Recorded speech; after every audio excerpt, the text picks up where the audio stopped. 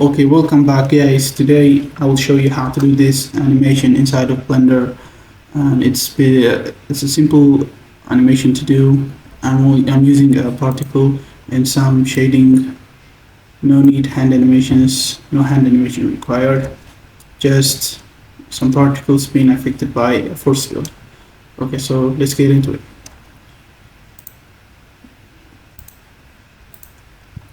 Okay, once you open up Blender, you will have this basic setup.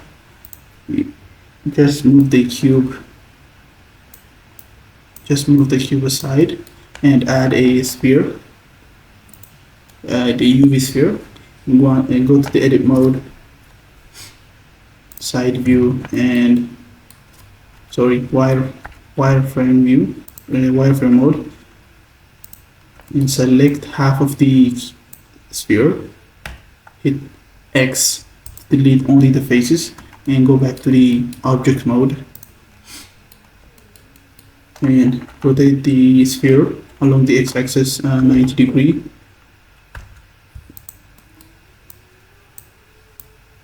Okay, scale it down and put it on the cube. We just moved aside. This should be done. Okay, and add a cube, another cube, and move this cube there. And I'm just gonna scale it down. And also add a cylinder. Move it aside, rotate it on the x-axis again, and decrease its scale it down. And in edit mode, just make it long. Choose the other side, hit I to inset, and E to extrude it inside, making it look like a pipe. Okay, go back to the edit, the object mode, and add a force field. Hit Shift S and cursor to the selected, and add a force field, a harmonic force field. And again, go back to our sphere, scale it down a bit, and add a particle system to it. And in the particle system, change the render as an object, and choose our cube right there, our lonely cube. Okay, and once you hit play, you're going to see particles coming out of it. To fix this, I'm going to just scale it up to 20,000 particles is enough, and they increase the velocity as well. And the tangent value, just increase it until it's around 5 or 4. And when you hit play, you'll get this kind of a water pouring motion thing. Just increase the randomness value as well, just a little bit. Okay. You might be wondering, why is this not being affected by our harmonic force field? Because we did not increase its strength. Let me give it a little strength, and also let me fix the particles size scale. In the render, increase its scale and the scale randomness, so that each shape have its own unique scaling. Okay, this is fine. Go back and play it again. You'll have this kind of particles. It is not going inside of our tube as we want it. So I'm just going to move this harmonic motion up just a bit, and now it's going. Okay, I'm just going to move the pipe just a bit closer and play the animation. Okay, To make this a loop, just change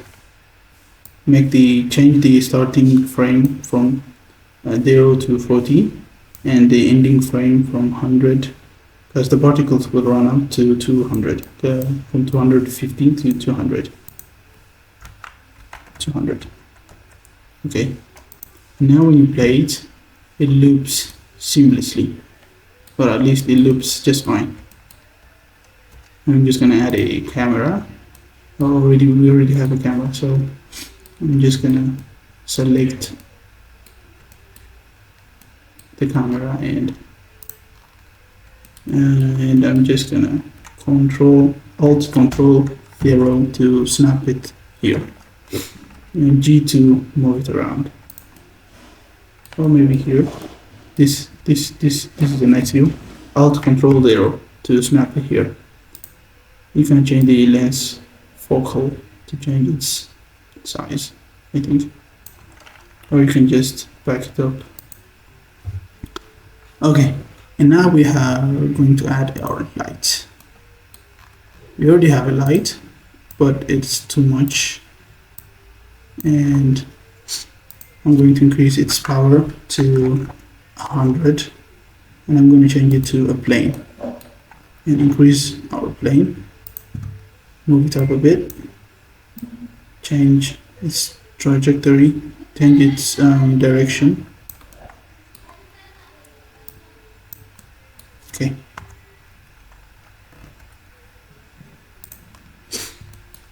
this will do fine. And go to the shading tab, remove these unnecessary tabs, because we're going to only be using our shading and view. Okay, in rendering mode view, select our cube, our lonely cube right there. Okay, and now we're going to add a material to it, because the particles are based on the cube that we just selected. So whenever we add color or change its color, it will directly affect our particle, as you can see. We don't need the principal BSDF now, so I'm just gonna delete it and add an emission node connected to the surface, and I'm going to add a color ramp, color to color as well, and I'm going to have a multiple color setup here. So I'm just gonna add some colors.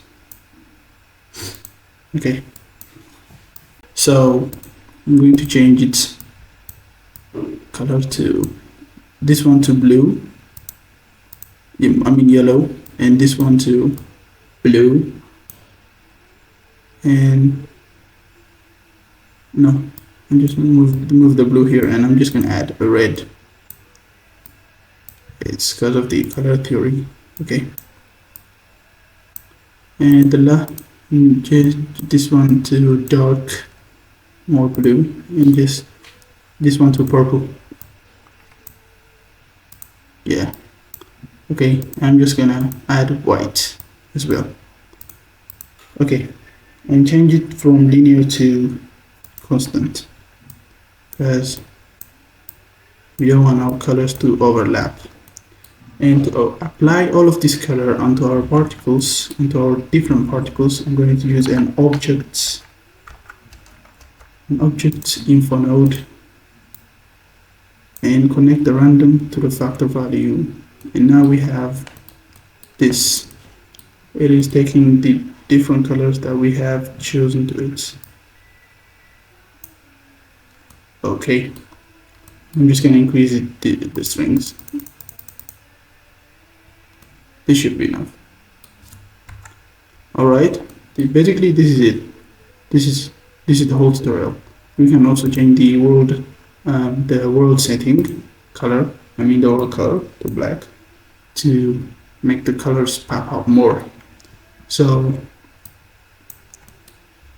okay, this is it. You can also render this in cycles. It will be a little slow, and if you have a GPU, it is recommended to use a GPU. I recommend you to use a GPU because it's a bit faster. And thank you for watching our tutorial. Please subscribe to this because that will help me a lot. And thank you for sticking to the end. Goodbye.